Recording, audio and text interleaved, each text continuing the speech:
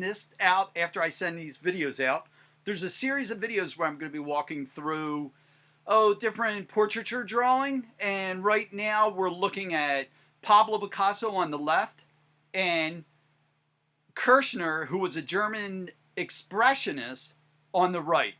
So what I love about these two drawings is just the range of marks they get and the how they describe the subject matter with just simple drawing materials. I mean, I'm loving these, right? Look at the hair in Picasso, how he deals with the hair, right? Like you can see a sense of immediacy in here, how fast the lines are going, very gestural, and working through those shapes and developing those shapes, having being a darker area up in here by building them up, and in here also, not just a few lines. That value in there is really incredibly important, right? So this is a portrait of Francois Gillot, who he was married to for the longest time, and she lived to be really old. She was Jesus, I think in the early 90s she was still around, and she had a show in Pennsylvania, and I really wanted to go to meet her, but I couldn't get it together. Anyhow, I love the energy and the drawing in here. Now, in here, in the face, there's not a lot going on, but I think there's some things that are really important. Relationships are still important here with Picasso. He takes liberties, but they are important.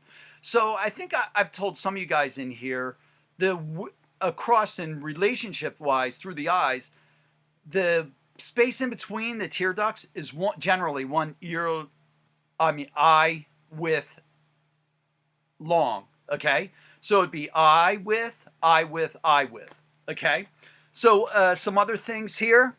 Where the nose goes up into the bridge of the nose into the eyebrow, both sides. He drops that line in there. That's interesting. Look at where the mouth is. Corner of the mouth up, corner of the mouth up. Right. A little bit. I think the corner of the mouth is generally in between the pupil and the iris. That's all right. It makes sense. It looks believable. And this is like I love this drawing. He doesn't get crazy with the hand in here. His focus is up in here. And then tons of fun through in here with the hair, right? Now, Kirchner, he really takes up the page on this drawing, doesn't he? Now, let's imagine that's 18 by 24. I'm not sure of the size of this, but he really drops his head in there big time. Now, look at where the back of the shoulder is there and here. So he's totally picking up with shoulder comes in here on the head. Shoulder comes in here. Again, width right there. Width from there to there.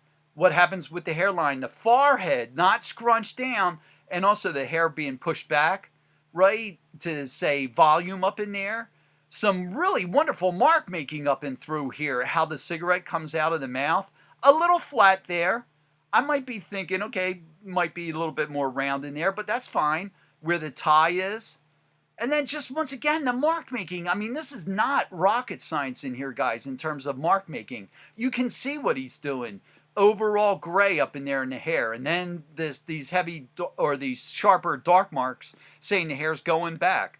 The flow in here, probably a graphite of how the suit jacket sits on his body. Over in here too. Look at what happens with the lips. Oh, the highlight here from where the skin bulbs out, rolls over into the lips, and then how there's that depression between the bottom lip and the chin. Nice ear over in here, right? So there's some interesting ones from Picasso and Kirchner. Now, I've got tons to show you guys, but we're not going to go through all of them. I'm going to go through ones that I like for whatever reason. I saw this one today, and I was like, holy cow. So Picasso, right? Like, point of view, that is whacked. Now, what happens in here, this head feels like it really comes off the surface of the paper, right? And there's some really fine, subtle descriptive qualities going on in here, right? And how he uses a dark back in here, or darker value, to get these the nose to pop and the lips and the upper lip above it to pop. Again, with the hair, look at what happens really quick, really quick, really quick. Now, if we do those relationships, top of the ear wants to be above in here, and bottom of the ear wants to be in here. All right, so really beautiful, subtle chin line there. All right, now let's get into another Kirchner. Let's go to, oh, these are also contemporaries, but here's another Kirchner. Right, now this is like, look at how aggressive this is.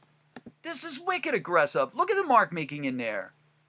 Right? That is aggressive. If you wanted to go like, hey, Chuck, I'm going to go after something like this, I'd be like, okay, let's go after it. But I might ask you to do more than just one of these. Right? Because this is actually, man, there's a lot of, there's a knowledge base and skill set that goes on into making these. This is not just necessarily scribbling, guys. I think that they understood about how to open up the process to tap into another way of being descriptive, right?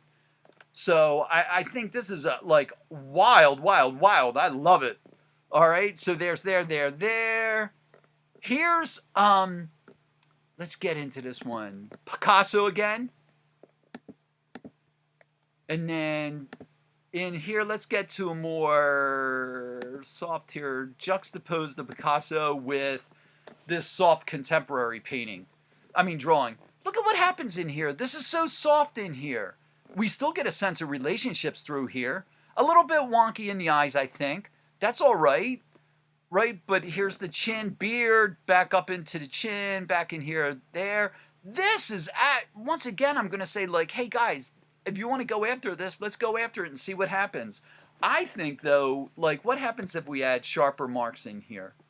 Right, because I go, you're soft, soft, soft, soft, soft. Let's try to build up some kind of contrast with sharp marks. What happens if it happens just through the nostrils, through the mouth, over here on the side or where the shoulder is, in here and in here. Just those things would set everything off, okay? Now here's another Picasso, right?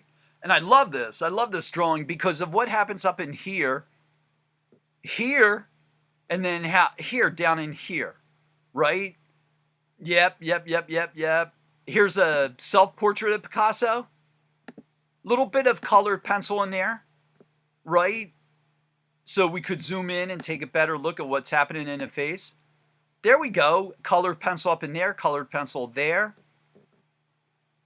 Very nice, very nice. Listen, not each strand of hair in there. You don't have to do that. He's thinking values, shapes, and then a few marks in there. I love what happens back in here. I love how this head comes out of these big, massive shoulders. Maybe. What happens in through here. You know, it's like as we've been talking about, a drawing's an idea of where you want to go. And I think these are great for ideas, right? This one I think you guys will love. Yeah, that one, and then let's go juxtapose it off of this one, which is another portrait of Francois Jalot, right? Now, I'm telling you to pay attention to relationships up in here, and I know that neck is too thin, and it would be more out in here, right in here, right? But when I go up and through here, the eyes, I get the sense. I love how that she has this raised eyebrow over here. Like, what are you thinking about, Pablo? The darker over in here. Again, the pursed lips, a sense of chin in here. And then again with the hair, look at that hair, right? Now over here, contemporary portraiture, that's a scribble portrait, right? But they build it up and something happens. And there's another artist called Giacometti, and we're going to be looking at him, okay? So I'm going to drop all these images into a portraiture folder, which I'm going to share for you guys, as well as the other ones I pulled up. So we went there. How about let's finish this on Einstein. Right, there's Einstein. Sorry about that. There's Einstein, just scribbly. Now, three eyes across, right? Taking advantage of. Says something. Now, am I going to be, I think you want to be aware of when you're off, guys, okay? And why you're off. And it depends how it reads in the drawing, right? I think more about this heavy dark right in here doing something. And in there, I would be thinking, can I take this, make it into a better a shape that really holds this up? And why does it want to be such hard edge there? Does it want to be hard edge only here? And over in here, these scribble marks come in. These are things you want to think about, like how much your information you're given. Oh, look at what happens up in here. How you're building a shape, right? How much information you leave out in areas. Up in here, even in the hair, right? So you got some ideas here. There's more to come, all right? That's the first one of like maybe 3 videos. Probably 3. All right, guys? Talk to you soon.